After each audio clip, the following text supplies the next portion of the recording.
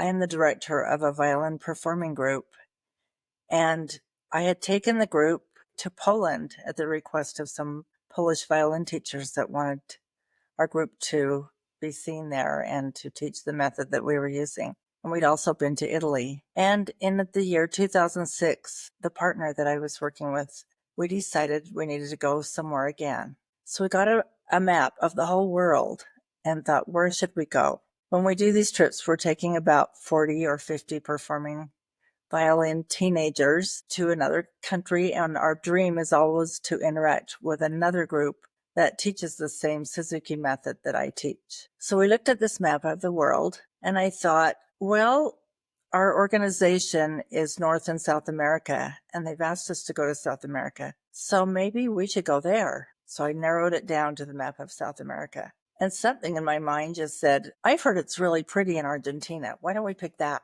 We had no reason to pick Argentina. So we announced to the group that we were going to Argentina in 2 years. A few months later, our group was chosen to play at a convention in Chicago, and we performed in a ballroom for about 700 teachers from North and South America. And after our performance, I returned to my seat in this big ballroom and sat down. And within 30 seconds, someone tapped on my shoulder from behind me and said, "My name is Fernando Pinero, and I'm from Argentina. Would you ever bring this group to Argentina?" It just gave me chills.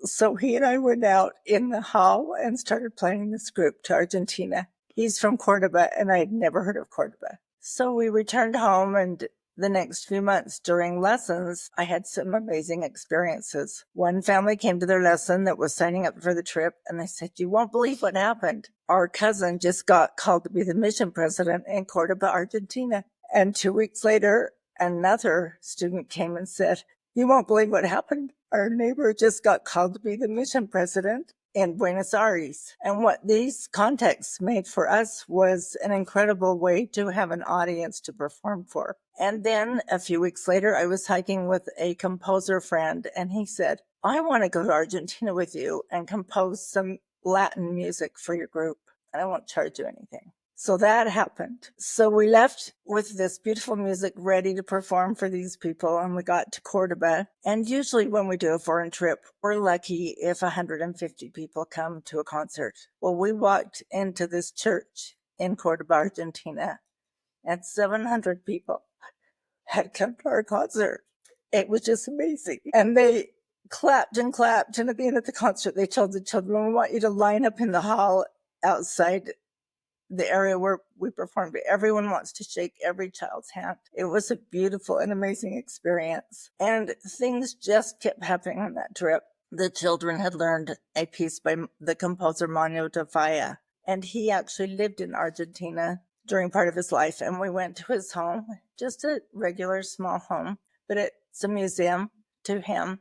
And they took the violins, and while we were there, they got the violins out and played some of his music in his home. And the guards in the home just had tears streaming down their faces. That was another amazing experience.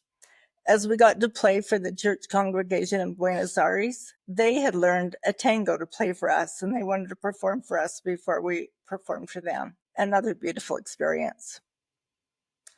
And we returned home, and we have a music camp in our home in Salt Lake City. And the very next year, 10 families from Cordoba came to our music camp and participated with the children in our area. One of the families even moved to Salt Lake City. So this experience taught me that the Lord really cares about every detail in our lives. He cares about our homes, our families, but he also cares about our work. We found through that experience that many, many people were touched on both sides of this experience by the interactions that we had. And I know that the Lord was guiding that right from that day that I got out that map and looked at the world.